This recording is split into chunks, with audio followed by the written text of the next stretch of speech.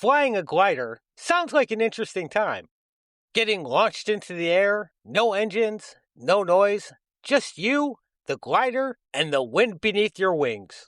Sure, in the words of Buzz Lightyear, you're falling with style, but by hitting the right updrafts and currents, you can stay up in the air for hours. Sounds great, especially in a lightweight glider built for it. What doesn't sound like fun, though, is trying to do the same thing in something like, say, a 767. Like on July 23rd, 1983, when a 767 ran out of fuel and the pilots had to bring the plane down with no engines and no power. So, what happened? I'm Andrew, and this is History's a Disaster. Tonight, we're diving into Air Canada Flight 143, the flight more famously called the Gimli Glider. And tonight's episode is brought to you by the Glittering Gliding Girls.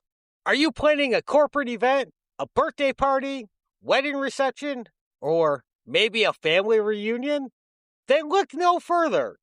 The Glittering Gliding Girls are 12 talented Czechoslovakian dancers who have dedicated their lives to perfecting the art of dance, and also to finding cheap sequin fabric not made in Russia. They perform everything from ballroom to contemporary, jazz to tap. They performed at venues across the world, including several no-star hotels, one very enthusiastic barn, and a Denny's in Soho that still hasn't fully recovered.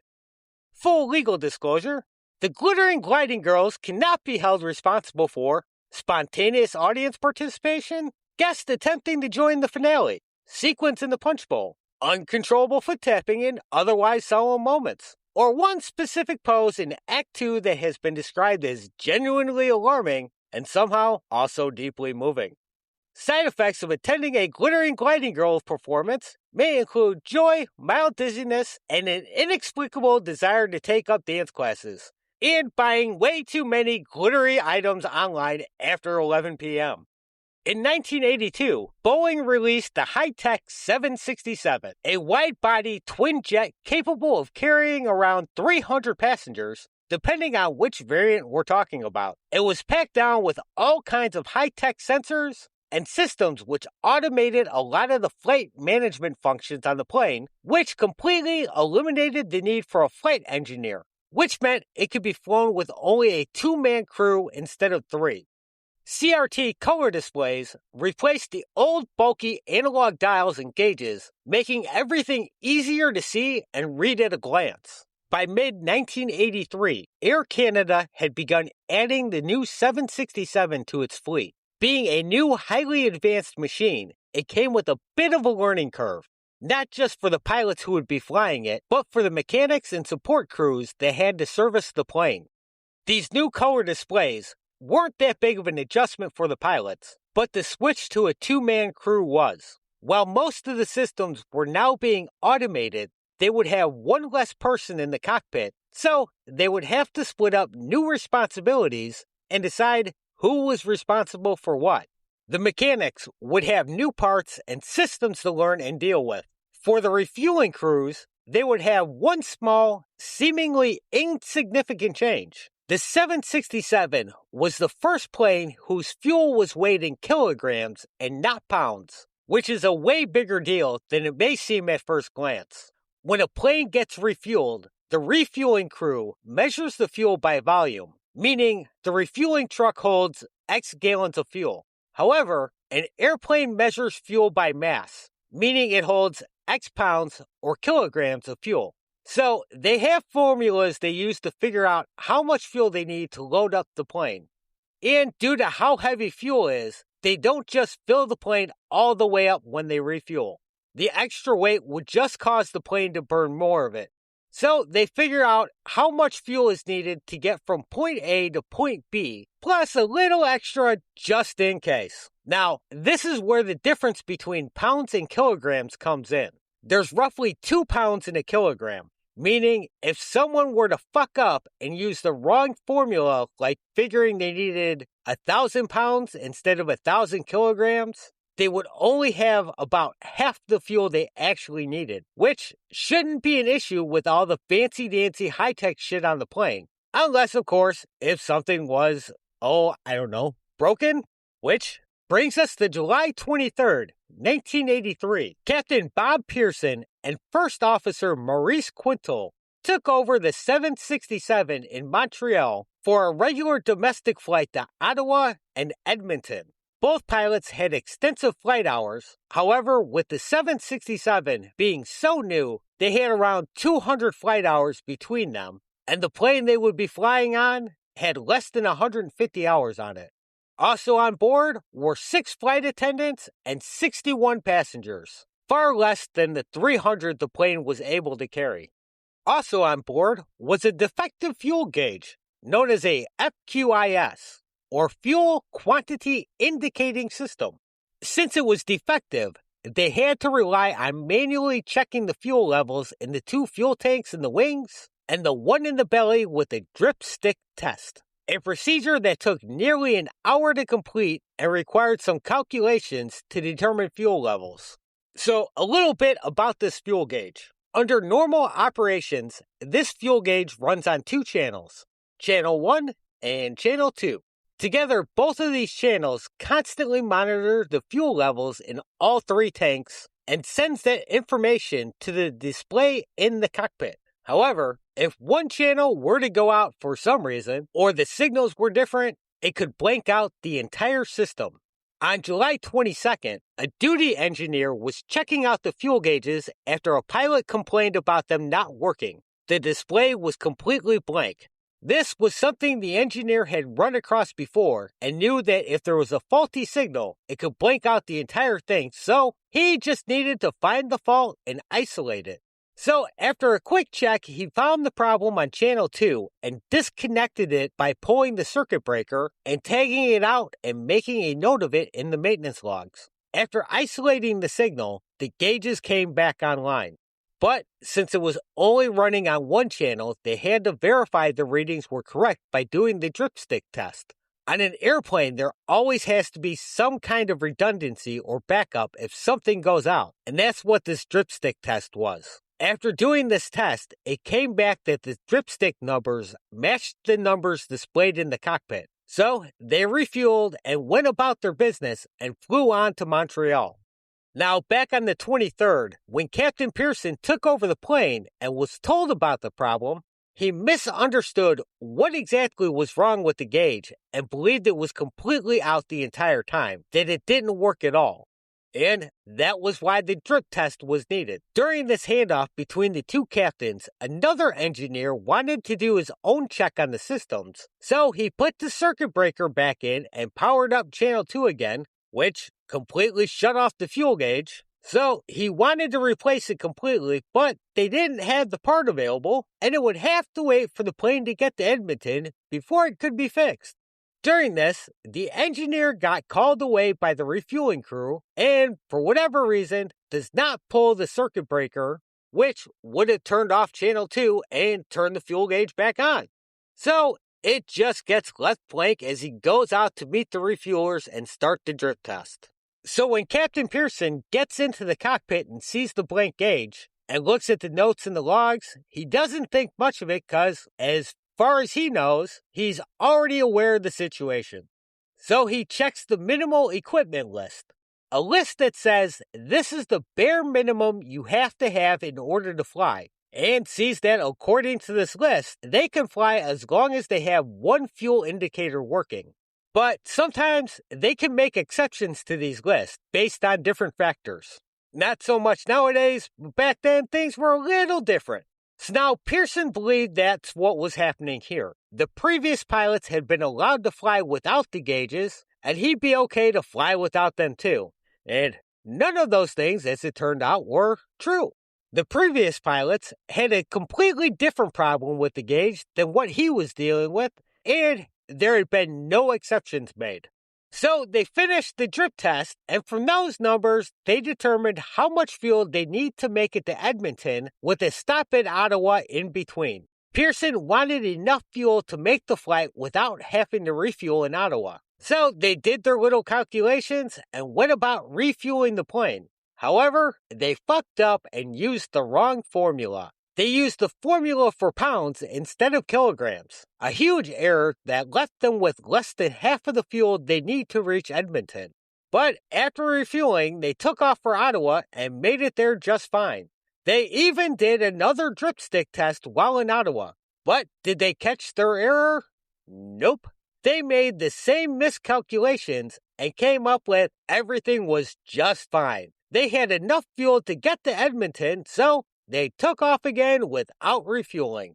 And everything was going great at first. Takeoff was perfect, and they made it to an altitude of 41,000 feet. Then things started to go downhill when the low fuel pressure warning started going off on the left-hand fuel system. They originally thought it was a fuel pump problem and just turned off the alarm. They figured in level flight the engine would be gravity-fed and it wouldn't be an issue. However, within moments, they got another low pressure warning on the right-hand fuel system, which started causing some concerns given the situation with the fuel gauge. So they lowered their altitude to 35,000 feet and diverted to Winnipeg, which was only 120 miles away. During the descent, the left engine went dead. They tried to get it restarted as they contacted Winnipeg Air Traffic Control and prepared for a single-engine landing. However, instead of restarting, the right engine went dead, causing multiple alarms in the cockpit to start going off. And here's the downside to all that fancy-dancy high-tech stuff. The engine's running is what supplies electricity to the whole plane. So, no engines means no electricity, which means all but a few battery backup gauges are gone. And along with the gauges being gone, they lost their transponder. With all these out, the pilots had no idea on their speed or altitude, and without their transponder, air traffic control can't see them on their secondary radar, which is based entirely on reading transponders. So, air traffic control would have to dig out their primary radar to see where the plane was at. They also lost power to the hydraulic system, but they had a backup for this. With the loss of power, a ram air turbine pops out of the belly of the plane. The wind rushing past the plane spins the large propeller of the turbine, which turns into power to run the hydraulic systems, so the pilots would at least have some control over the plane. They could at least turn the plane as it glided towards the ground, even if they had no way to indicate speed or altitude. They would have to rely heavily on air traffic control for guidance on where to go. Fortunately, Pearson was a much experienced glider pilot, so he had some semblance of a clue on how to fly a plane with no engines, something that really isn't that common in commercial aviation. Flying on a single engine is routinely taught for emergencies, but no engine training wasn't really a thing. The size and weight of a regular plane versus a glider is huge, so there's not much of a crossover in skills there. But Pearson was putting his skills to use to determine how far they could go at their current height and estimated speed. After some back and forth, it was eventually decided the closest airfield to them was at Gimli, a now decommissioned Air Force base that First Officer Quintal had once served at and was pretty familiar with. The only problem was it was decommissioned, so they would have no support on the ground if they crashed, and no one knew what its current state was. They especially didn't know the airfield was now Gimli Motorsports Park, and that the runway had been converted to a drag strip, or that there was currently dozens of people camping out along the drag strip that the now silent plane was gliding towards. As they got closer to Gimli, more problems started popping up. They realized they were coming in too high and way too fast. They needed to slow down to reduce the risk of running off the end of the runway. And since the hydraulics were all but out, they couldn't use the flaps like they normally would to reduce speed. So they needed a new plan. They briefly considered a 360-degree turn to reduce speed and altitude, but fearing they didn't have the altitude or time to accomplish this, the idea was just as quickly rejected. So Pearson made the decision to pull a side slip to slow the plane down. And this is done by crossing the controls, applying the rudder in one direction and ailerons in the other direction. This is something commonly used in gliders and light aircraft, which will cause them to descend quickly without increasing forward speed. It's not something normally done in large aircraft. Okay, so what all this means is he's going to use the ailerons in the wings to bank the plane in one direction while turning the rudder in the tail of the plane in the opposite direction. This turns the plane sideways while still moving in the same direction. They're traveling broadside into the wind, which increases the drag on the plane and slows it down. Back in the cabin, the flight attendants are taking care of the passengers who are holding up pretty well, especially considering they're flying sideways and the plane has gone into such a steep bank that the only thing visible out of one side of the plane is the ground, and it's looking way too close for comfort. The downside to performing the side slip is it cuts off the airflow to the turbine, and the plane becomes even harder to control when they straighten the plane out as they are about to attempt the landing. With that problem down, they now face the next one. With the loss of power, they had to manually drop the landing gear and rely on a gravity drop for them to lock into place. While the heavier main landing gear dropped and locked into position, the nose gear, being much lighter, failed to drop down and lock into place, which would turn out to be a good thing. At the former airfield, no one could hear the plane coming. No one except for two boys riding their bikes down the strip. They were way too close when the plane started to touch down. The force of coming into contact with the former runway blew two tires on the main landing gear. The unlocked nose gear crumpled as it came into contact with the road. The nose of the plane smacked down into the road, grinding into the asphalt as it was propelled down the drag strip. The pilots could clearly see the terror on the boys' faces as they tried to flee. They would make it to safety as the plane ground its way towards them. The nose of the plane being ground against the drag strip turned out to be a good thing, as it helped to increase the friction and slow the plane down. They made it halfway down the strip when they came up to a guardrail installed along the side. They were able to alternate the power to the brakes to guide the plane to the rail and grind against it, further slowing the plane down and bringing it to a stop well before the plane could get near the crowds of people camping at the drag strip. With all the heat and smoke generated from the landing, there was a real fear of a fire breaking out. So the flight crew moved quickly to get everyone off the plane. The emergency slides were deployed and everyone made it off the plane.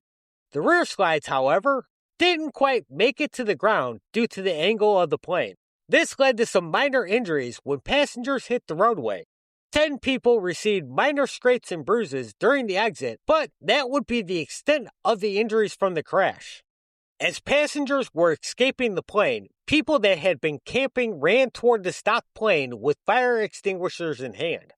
They worked with the pilots, spraying down the overheated metal to prevent a fire from taking hold.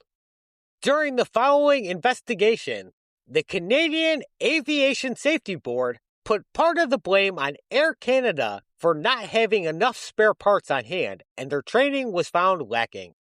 While they praised the pilots for their skills in bringing the plane down, they would also share in the blame for fucking up the calculations that led to the whole thing in the first place during Air Canada's own investigation.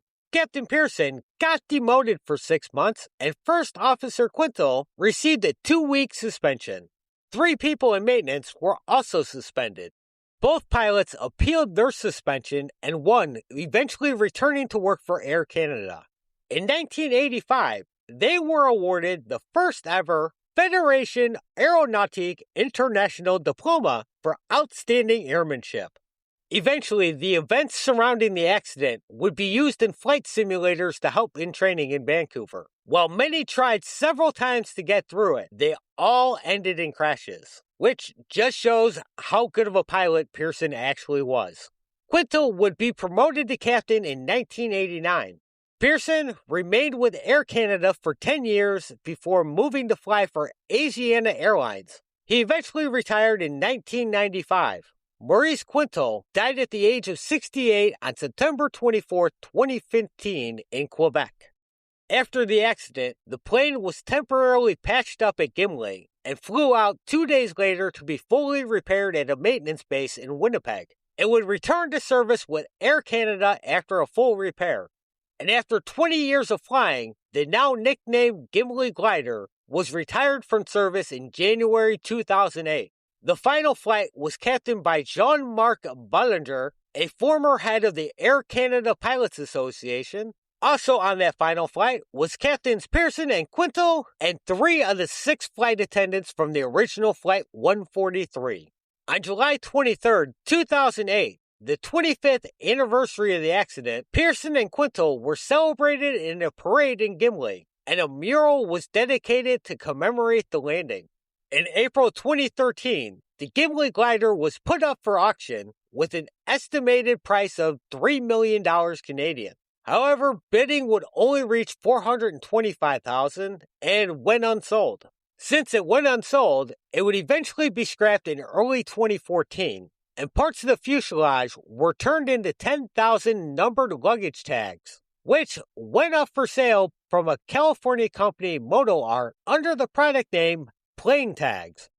In June of 2017, a permanent museum exhibit of the event opened in Gimli. The exhibit includes a cockpit flight simulator, and as of July 2017, sold memorabilia. On June 27, 2025, the Gimli Glider Exhibit Museum displayed the recently recovered and transported cockpit in a ceremony that reunited it with Captain Bob Pearson. And that was Air Canada Flight 143, the Gimli Glider. Thanks for listening, and if you liked the show, please consider leaving a rating or review on your app of choice. And you can reach out to the show at historiesofdisaster@gmail.com with questions, comments, or suggestions, as well as following the show on social media like Facebook, Instagram, TikTok, YouTube, whatever, and share the episode. Your friends will love it. And remember, if your adopted penguin suddenly loses all his feathers, don't panic. This catastrophic molt is completely normal, and they'll get their feathers back shortly. So stay calm and chase that dream. Live for today, because tomorrow is never guaranteed. Thanks and goodbye.